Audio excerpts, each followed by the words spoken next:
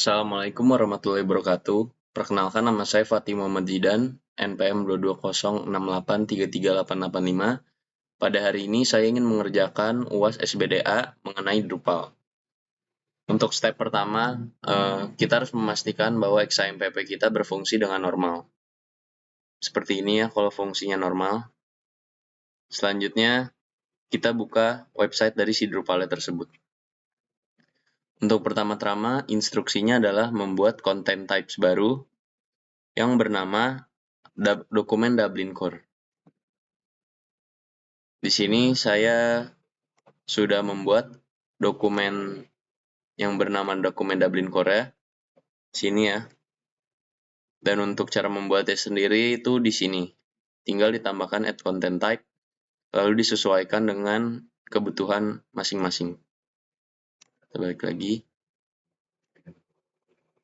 Lalu untuk metadatanya, cara menambahkannya yaitu di sini. Bisa ditambahkan add field.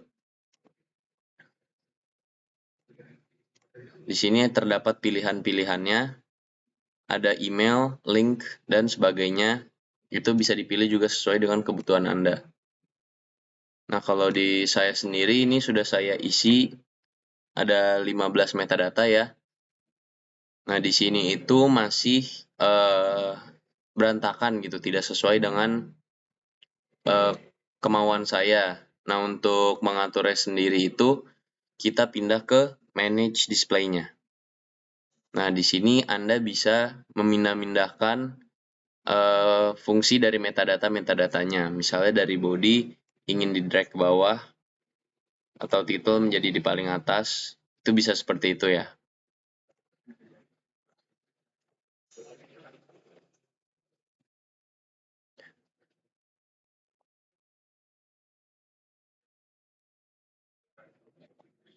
Nah, untuk title sendiri itu saya memilihnya, kita lihat di sini ya. Title saya memilihnya text plain, lalu untuk creator saya memilihnya juga text plain dikarenakan menurut saya itu tidak perlu hal-hal yang cukup panjang seperti ini. Body itu text formatted with long summary. Itu memerlukan yang udah ada formatnya, panjang, dan kesimpulannya. Nah, kalau language nih, ini beda juga karena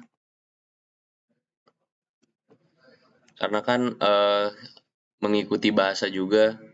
Dan di sini field settingnya itu terdapat ada English, Indonesia, dan Australia, sehingga nanti di saat memilih language-nya itu bisa dipilih antara 3 negara tersebut.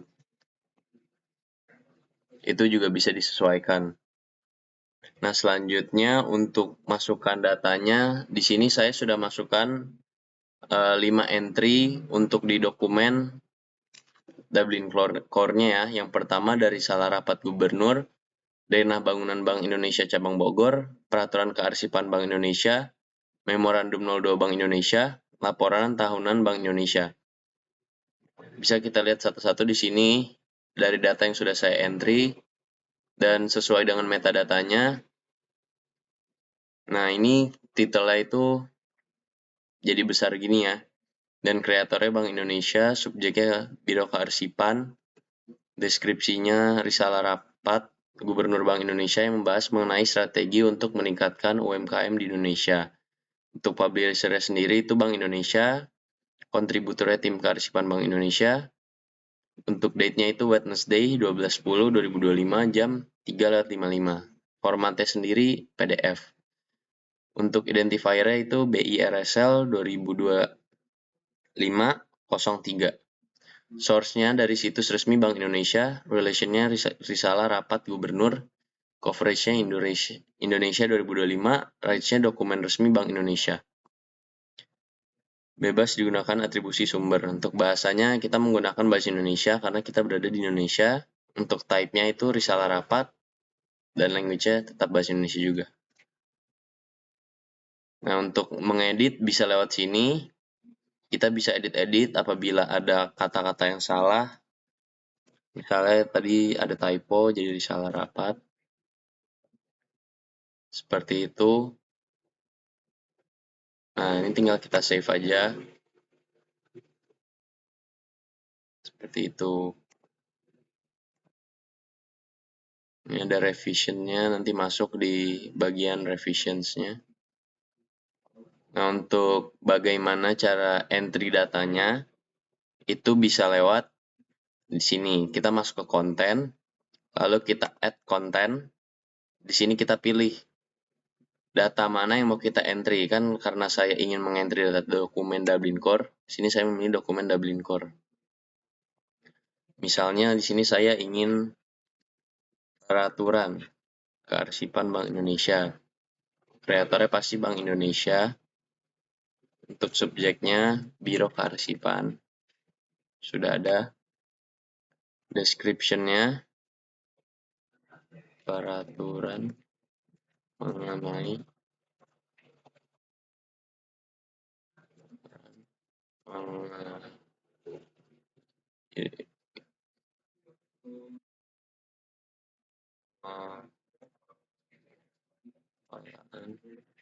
kearsipan Bank Indonesia. Nah, publisher-nya Bank Indonesia, kontributornya itu berarti tim kearsipan Bank Indonesia. Untuk date-nya kita bisa pakai hari ini. Sesuaikan dengan kebutuhan masing-masing, balik lagi ya. Untuk tipenya berarti ini kan peraturan, berarti peraturan. Nah, di sini sudah ada formatnya PDF, identifier-nya ini. Source-nya situs resmi Bank Indonesia, relation-nya peraturan kearsipan Bank Indonesia. Language-nya di sini kita pilih Indonesia sesuai dengan yang tadi ya. Indonesia berarti Indonesia tahun 2022.